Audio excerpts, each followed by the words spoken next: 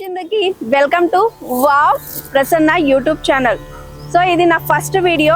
నేను ఈరోజు శ్రీ అనంత పద్మనాభ స్వామి టెంపుల్కి వచ్చేసాను. ఈ టెంపుల్ వచ్చేసరికి మణికొండ కాజాగూడలో ఉంటుంది. సో ఈ టెంపుల్ విశిష్టత ఏంటో చూసి తెలుసుకుందాం. నాతో పాటు వచ్చేసేయండి. ముందుగా అందరికీ నమస్కారం.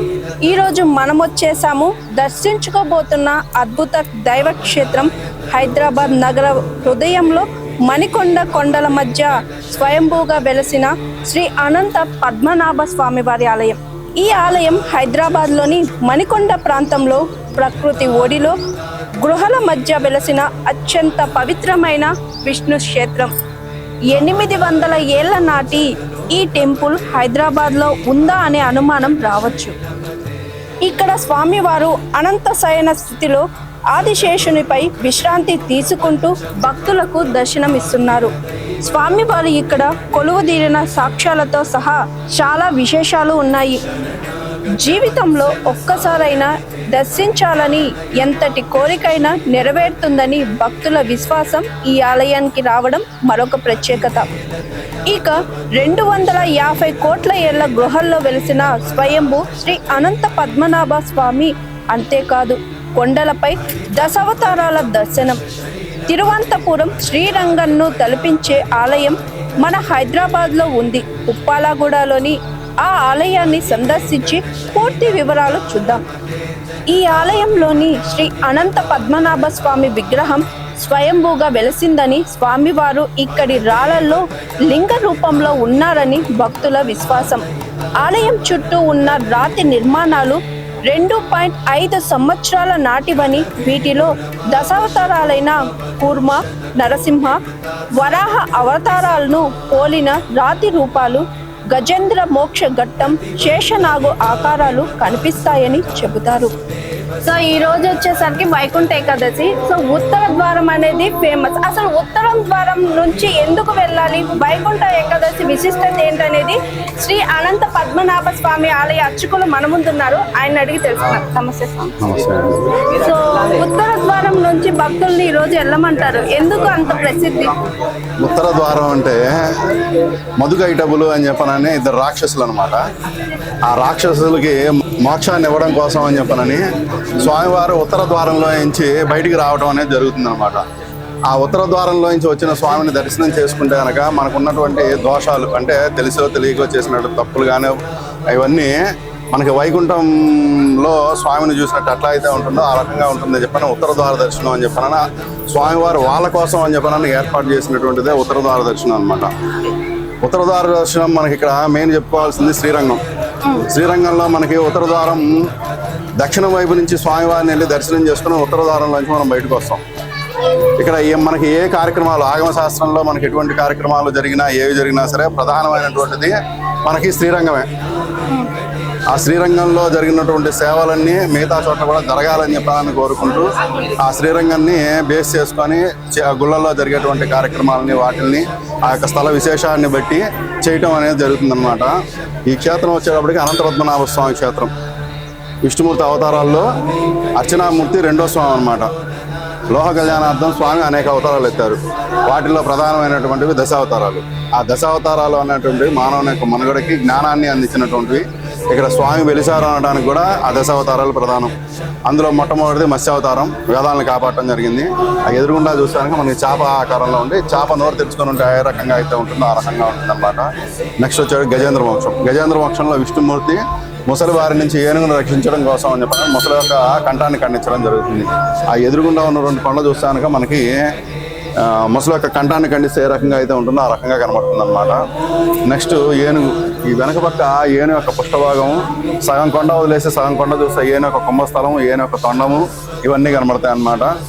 నెక్స్ట్ వచ్చేటికి విష్ణుమూర్తి అవతారంలో 2వ అవతారం కూర్మ. కూర్మ అంటే తాబేలు, పాల సముద్రాన్ని చిలకడం కోసం అని చెప్పి ఎత్తినటువంటి అవతారం. ఆ ముందుకెళ్ళి కనుక ఈ ముసలికి వెనక పక్క చూస్తే మనకి కూర్మావతారం కనబడుతుంది అనమాట. తాబేలు ఏ రకంగా అయితే ఉంటుందో సేమ్ అది కూడా అంతే రకంగా కనబడుతుంది. విష్ణుమూర్తి అవతారంలో 3వ అవతారం వరాహం. వరాహం అంటే పంది, భూమిని కాపాడటం కోసం అని చెప్పని ఎత్తింది. ఇటు పక్క కొండ కింద నుంచి మనం పైకి వస్తూ ఉంటే కనుక గరుడాల వారి బొమ్మ కనబడుతుంది అనమాట. ఆ బొమ్మ ఉన్నటువంటి విగ్రహాన్ని కింద నుంచి పైకి వచ్చేటప్పుడు కనుక మనం చూస్తే కనుక పంది ఆకారంలో తల పైకెత్తుకున్నట్టుగా కనబడుతుంది. విష్ణుమూర్తి అవతారంలో 4వ అవతారం నారసింహ అవతారం. నారసింహ అవతారంలో ప్రహ్లాదుని కాపాడటం కోసం అని చెప్పనని ఎత్తినటువంటి అవతారం నారసింహ అవతారం. ఇక్కడ స్వామి ఎదురుగుండా చూడండి, కొండ చీలిపోయి ఉంటుంది. ఇది ఆ పైన ఉన్నటువంటి శిలని సైనించి కనుక చూసాను సింహం యొక్క మూతి, నుదురు ఇవన్నీ కనబడతాయి అన్నమాట. నెక్స్ట్ ఈ స్వామిలోనే దశావతారాలు ఉన్నాయి. ఆ దశావతారాలు మనకి ఒక శుక్రవారం పూట స్వామివారికి నిజరూప దర్శనం ఉంటుంది. ఆ రోజు పొద్దున పూట 7 to 8 మధ్యలో అభిషేకం ఉంటుంది అనమాట. ఆ టైంలో చూడడానికి అవకాశం ఉంటుంది అనమాట. ప్రతి అనంత చతుర్దశికి అనంత చతుర్దశి వ్రతము అనంత కోటి ఒత్తులు వెలిగించుకుంటారు. ధనుర్మాసం ఇక్కడ విశేషం అనమాట. ఇప్పుడు ముక్కోటి ఏకాదశి ఈరోజు, రేపు 8వ తారీఖు నమ్మాలవారి పరంపదోత్సవం జరుగుతుంది. 11వ తారీఖు వచ్చేటప్పటికి కూడారయ్యి గోదా కళ్యాణం 14వ తారీఖు. ధనుర్మాసం జరుగుతుంది. ఈ స్వామిలో శయనించినటువంటి స్వామికి శ్రీదేవి భూదేవి అమ్మవార్లు, చతుర్ముఖ బ్రహ్మ, ఆదిశేషుడు శయనించినటువంటి స్వామికి ఎలా అయితే నీడనిస్తూ ఉంటారో, మనం నుంచున్నటువంటి ఈ కొండకి ఈ పక్క చూస్తే పాము పడగ కనబడుతుంది. మనం కింద నుంచి పైకి వచ్చే ఈ దేవాలయం ముస్లింస్ హయాంలో నాశనం చేయడం జరిగిందనమాట. అందుకు నిదర్శనం ఏంటంటే ప్రతి ఒక్క వైష్ణవ క్షేత్రంలో ఆల్వార్లు అని చెప్పని ఉంటారు, పండిత ఆల్వార్లు అని చెప్పాను. ఆ యొక్క విగ్రహాలని, దేవాలయాన్ని పూర్తిగా ధ్వంసం చేయడం జరిగింది. ఇదిగోండి ఇక్కడ ఉన్నాయి నాశనం చేసినటువంటి విగ్రహాలు. మనం కింద నుంచి పైకి వచ్చే దారిలో చూస్తే దర్గా ఒకటి ఉంది. ఆ దర్గా కూడా దేవాలయమే. ఆ దేవాలయాన్ని నాశనం చేసి దర్గా కూడా కట్టారన్నమాట. ఇది విశేషం. మనం కింద నుంచి పైకి వచ్చే దారి కనుక చూస్తే సర్ప ఆకారంలో ఉంటుంది. ఏరియల్ వ్యూలో చూస్తానికి ఆదిశేషుని యొక్క పడగట్లా ఉందో ఈ కొండ ప్రాంతం కూడా మనకు అలా కనబడుతుంది అనమాట.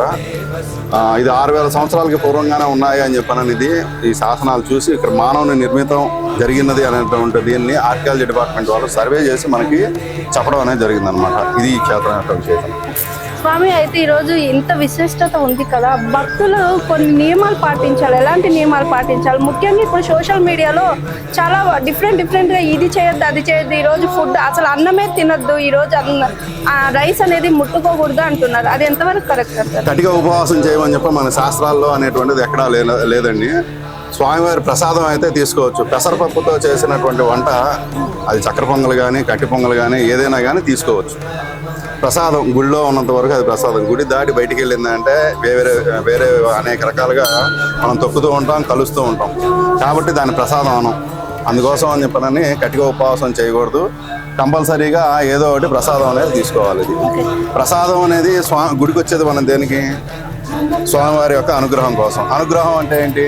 దర్శనం చేసుకున్న తర్వాత ఆయన దగ్గర నుంచి వచ్చేది పండు, ఫలము, లేదంటే ఆ ప్రసాదం. ఆ ప్రసాదం అనేది కంపల్సరీ తీసుకోవాలిగా మరి.